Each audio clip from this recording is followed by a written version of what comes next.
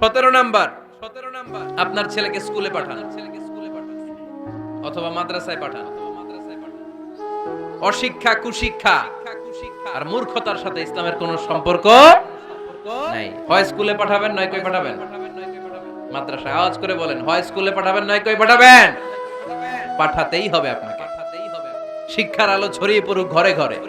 আমরা চাই কি চাই না?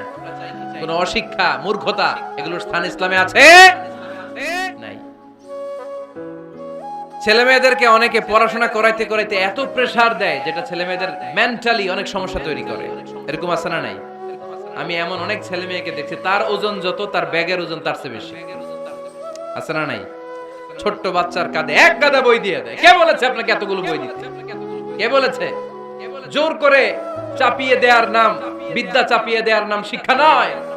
জোর করে প্রাইভেট স্যারের কাছে পড়ানো, কোচিং এ পাঠানো, শিক্ষার নামে এরকম প্রেসার দিয়ে বিদ্যা উঠিয়ে দেওয়ার নাম শিক্ষা নয়। শিক্ষা হচ্ছে আপনার ছেলে মেয়ের স্বতঃস্ফূর্ত আত্মবিকাশ। নিজ থেকে সে বুঝবে, নিজ থেকে সে ভালো, তার ভালো লাগা থেকে সে পড়াশোনার সাথে সম্পৃক্ত হবে, সে স্কুলে যেতে চাইবে। পৃথিবীর এমনও অনেক স্কুল আছে, পৃথিবীতে ইউরোপ কান্ট্রিতে এমনও অনেক স্কুল আছে, যেদিন তাদেরকে ছুটি দেওয়া হয় সামার ভ্যাকেশন, ওই দিন বাচ্চারা সবাই কান্না করে, কারণ কালকে থেকে স্কুল বন্ধ। আমাদের দেশের ছুটি হইলে আজ আমাদের ছুটি, ও ভাই আজ আমাদের ছুটি, খুব আনন্দিত, তাই না? কারণ ওই যে স্যাররা পিটায়, ক্লাসে মজা করে পড়ায় না। কিন্তু ইউরোপের অনেক স্কুল আছে, সামার ভ্যাকেশন যেদিন ছুটি শুরু, তার আগের দিন বাচ্চারা স্কুলে কাঁদে, কালকে থেকে আসবো না আর স্কুলে।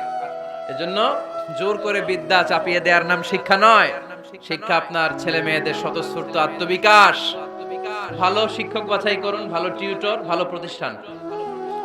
ভালো প্রতিষ্ঠান অনেক জরুরি। বাংলাদেশের অনেক লজ্জাজনক হলেও সত্যি, অনেক মাদ্রাসার মধ্যে শিক্ষার্থীদের উপর নির্যাতন করা হয়। শারীরিক নির্যাতনের মতো ঘটনাও ঘটে, আছে না নাই?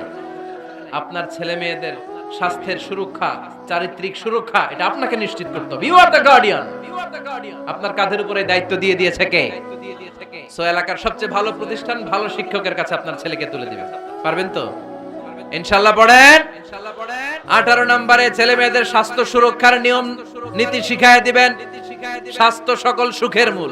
আমরা ছোটবেলা পড়তাম, early to bed and early to rise makes a man healthy, wealthy and wise. আগে যে ঘুমায়, আগে যে ঘুম থেকে ওঠে, এ সম্পদশালী হয়, এ স্বাস্থ্যশালী হয়, এ হয় এলাকার সবচেয়ে জ্ঞানী, ঠিক কি না? এখন ছেলে মেয়ে রাতে ঘুমায় দেরি করে, সকালে উঠে দেরি করে, ফজরের নামাজ নাই, মক্তব নাই, স্কুলে যায় দেরি করে, এরকম আছে না নাই? না, বাচ্চাদেরকে শিখাবেন। স্বাস্থ্য সুরক্ষার নীতিমালা বিষ্ণু ইসলাম শিখিয়ে গিয়েছে। বাচ্চাকে মেসওয়াক কিভাবে করতে হয় শিখাই দিবেন। পারবেন? ব্রাশ কিভাবে করতে হয় শিখাই দিবেন। স্যানিটেশন, হাইজিন কিভাবে মেইনটেইন করতে হয় শিখাবেন। টয়লেটে ঢুকে কি করতে হয় এগুলো শিখায় না অনেক মা বাবা, আছে না নাই? কিভাবে টয়লেট করতে হয়, টয়লেট শেষে কিভাবে হাত ধুইতে হয়। প্রথম যে মেয়েদের পিরিয়ড শুরু হয়, তাদের ক্ষেত্রে তাদের মায়ের অনেক ভূমিকা আছে, বড় বোনদের অনেক ভূমিকা আছে। লাজুকতার কারণে তারা অনেক ধরনের এই স্বাস্থ্যজনিত রোগের মাধ্যমে ভুগে।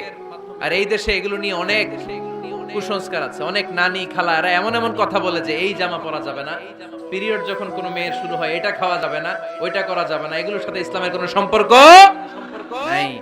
আপনি মা, আপনি আপনার মেয়েকে এগুলো শিখান যে মা, এটা আমার হয়েছে, তোমার নানুর হয়েছে, এটা তোমারও হবে। It's very natural. এটা খুবই ন্যাচারাল একটা বিষয়। তোমাকে সাহস হারালে চলবে না। এটা খুব সিম্পল একটা ম্যাটার। এটা হয়, এটা হবে।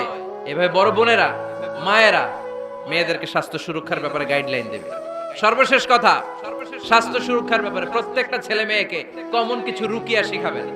প্রত্যেক ছেলে এবং মেয়ে নিজের ঝাড়ফুঁক যেন নিজেই করতে পারে। এই তোমার মাইকের কি হয়েছে আবার, এরকম আওয়াজ কেন? কমন কিছু ঝাড়ফুঁক, যেমন সূরা ফালাক, সূরা ইখলাস, সূরা ফালাক, সূরা নাস।